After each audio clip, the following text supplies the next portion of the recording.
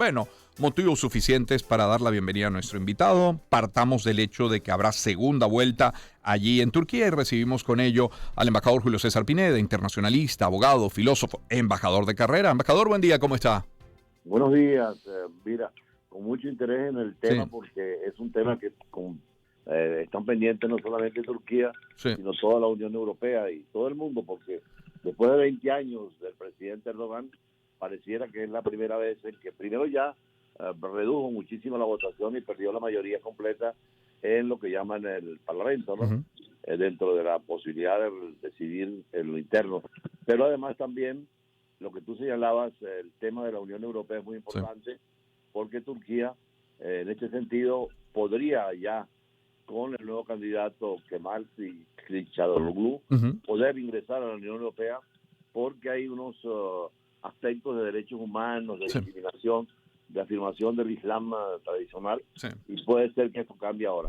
De hecho, embajador, yo le voy a pedir que hablemos de esto por lo menos en tres primeros tiempos y luego ampliamos, ¿no? Y primero quiero hablar de Turquía, luego quiero hablar de Erdogan y luego quiero hablar de Kılıçdaroğlu, el candidato opositor. Fíjese, primero de Turquía, yo le pido que para nuestra audiencia describa, por favor, a Turquía, su gobierno, la religión predominante, entendiendo el hecho de estar en Europa, entendiendo que atraviesan una complicada situación económica y que está muy, muy fresco todavía en la memoria el terremoto. Háblenos de Turquía, embajador.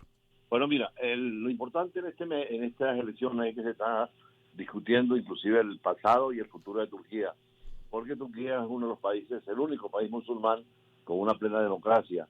En 1823, Kemal Atatürk, después de la derrota del Imperio Otomano, proclamó la República Turca, que es precisamente lo que en este momento el candidato de oposición reivindica. Ujú, Era una república desde el momento que copió la Constitución de Francia, el Código Penal de Suiza, que separó lo que fue religión y política, le dio derecho a las mujeres, etcétera. O sea, un Islam totalmente democrático, que por cierto, durante las revueltas de Mindil del 2011 en todo el Medio Oriente, inspiraron a esas revueltas el modelo turco realmente democrático, popular, y así ha venido haciendo, además con una economía muy sólida dentro de las 15 o 16 economías más importantes del mundo, gracias a esa visión laica y pro-occidental. ujú. Pero desde que llegó el presidente Erdogan hace 20 años, él pertenece a un partido islámico que quieren volver al origen de la Turquía antigua, de la época inclusive imperial, por eso su participación en el caso de Libia,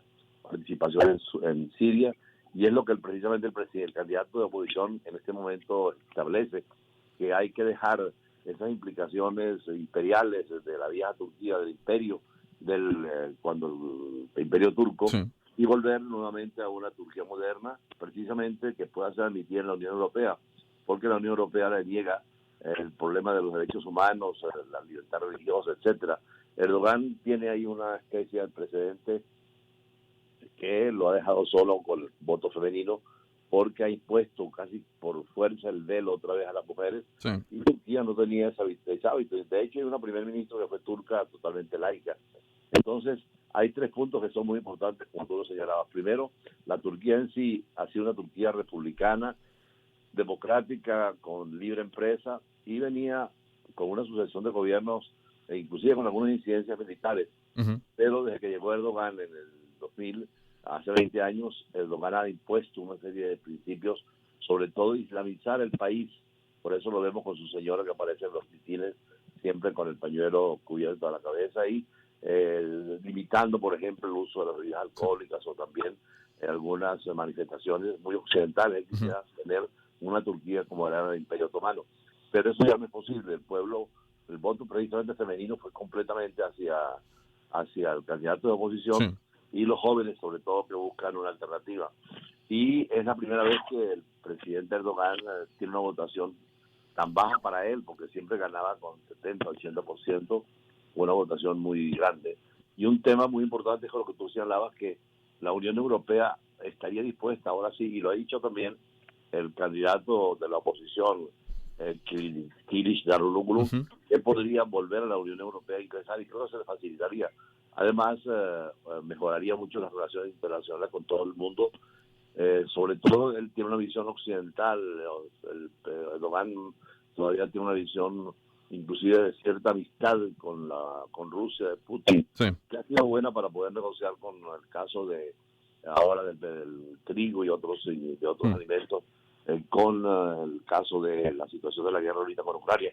Pero el caso de hoy se están defendiendo primero el Estado laico frente al Estado religioso, que es el de Erdogan. Segundo, la posibilidad de tener una visión más occidental, Sí. acercarse más a este mundo con todos los valores, principios, que fue lo que inspiró a Ataturk. Sí. De hecho, el partido de Erdogan, que se llamaba Republicano, es el que reivindica ahorita también Kılıçdaroğlu, diciendo que ellos son republicanos, son Sí. laicos, quieren estar más en la visión del occidente y hacer compatible el Islam con la democracia, que para muchos pareciera que son contradictorios. Claro, el de Erdogan, que se llama Justicia y Desarrollo. Apunta usted bien, embajador, cuando dice son 20 años en el poder, porque primero estuvo 9 años como primer ministro, en el poder desde 2014 como presidente, había estado 11 como primer ministro, que sumados son esos 20, pero ha sido acusado Erdogan en no pocas ocasiones, embajador, uno, de intolerancia religiosa, ya usted lo ha apuntado, pero de violador de derechos humanos también. Entonces, pero lo califican de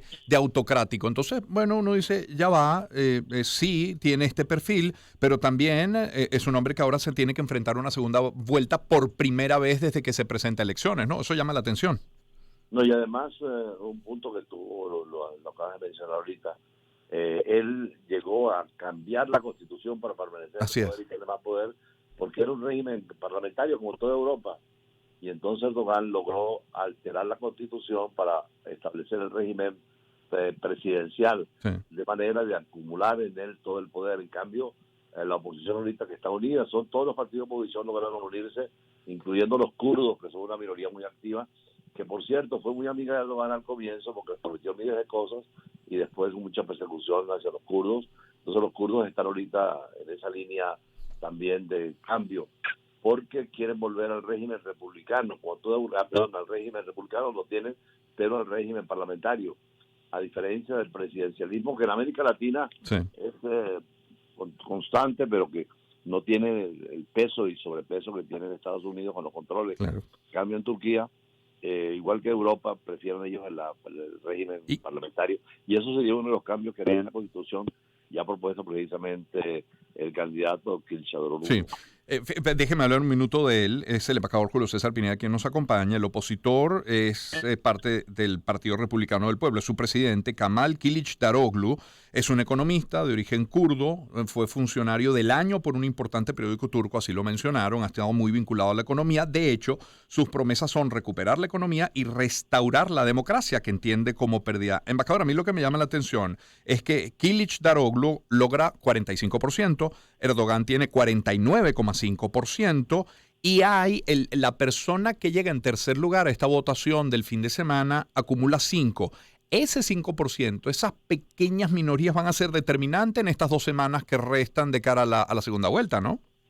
Sí, el tercer candidato es Sinan Oğuz, que tiene 5,2%, pero aparentemente es un candidato que estaría más propicio a apoyar a la oposición que al propio presidente. De hecho, el presidente le había hecho anteriormente, lo daba como contado con él. Sin embargo, aunque está a la derecha, es una gente más bien republicana, también partidaria del régimen parlamentario, y aparentemente podría apoyar fundamentalmente a la candidatura de Kılıçdaroğlu.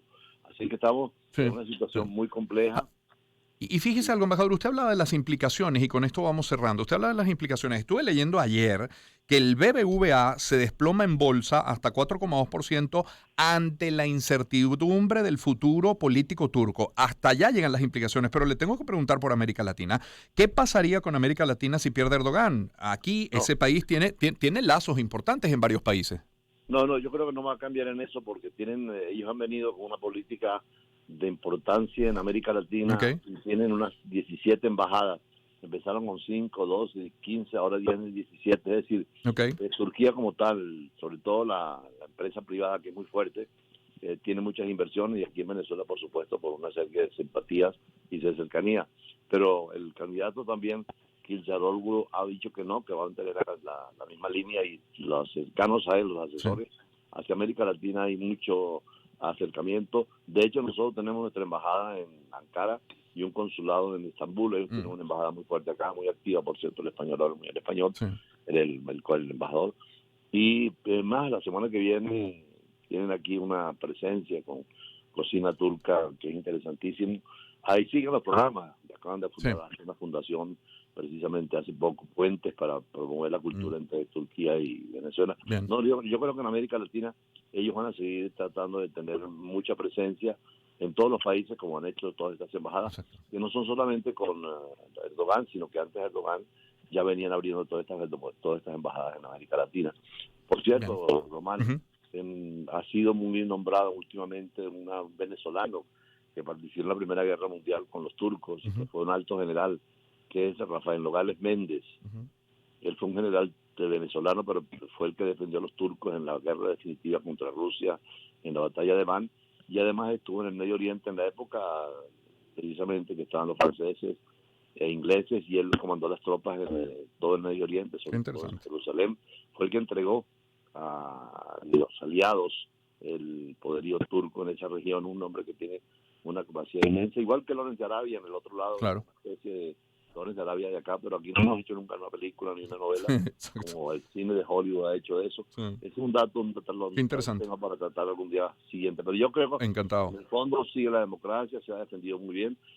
Fue tan fuerte la votación de oposición que no pudieron el 5% asimilarlo porque hubo una serie de denuncias de fraude, así que Turquía sigue adelante y la presencia en América Latina muy bien, y ahora yo creo que también lo van a forzar más, inclusive aunque gane otra vez el presidente Erdogan, porque perdió la mayoría absoluta. Eso es. Muchísimas gracias, embajador, por acompañarnos esta mañana. Un abrazo. Un gusto. Julio César Pineda, internacionalista, abogado, filósofo, embajador de carrera en nuestro país. 6:50 minutos de la mañana. Por cierto que, quisimos traer el tema sobre la mesa porque Erdogan y Turquía con él